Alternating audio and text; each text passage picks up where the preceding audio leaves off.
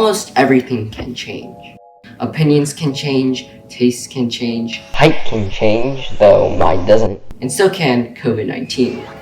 I'm talking, of course, about mutation. To understand a bit about mutation, we need to first learn a bit about genetics. DNA, the genetic code of life, can be thought of as a magic spellbook. Cells, or wizards in this case, use the information stored in these spellbooks to create proteins that make up your body and perform its functions.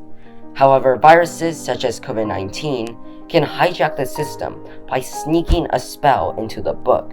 This spell tricks the cell into creating the virus inside of the cell itself, turning the cell into a virus factory.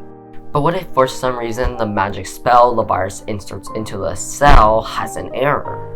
Now, when the cell is reciting the magic spell, a different virus will be formed. Let's say the error in the spell hypothetically takes away the spike protein from COVID-19. This mutated COVID-19 is unable to properly sneak its spell into the cell's DNA spellbook, so is unable to create the next generation of mutated COVID-19s. This makes it about as effective as Ron Weasley.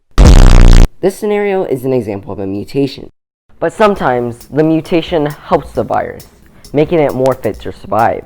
It's this type of mutation that we worry about for COVID-19, but it's probably not going to happen for coronavirus. This is because for a mutation to exist, it must be favorable to survive in a given environment. Natural selection eliminates weaker strains as they will be outcompeted by more competent ones.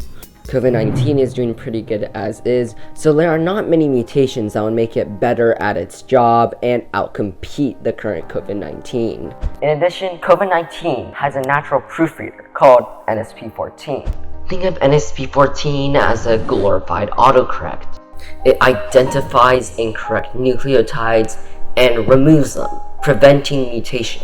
But that's not saying it's impossible. COVID-19, after all, is an RNA virus, which means it tends to have a higher rate of mutation. And NSP14 isn't perfect at its job.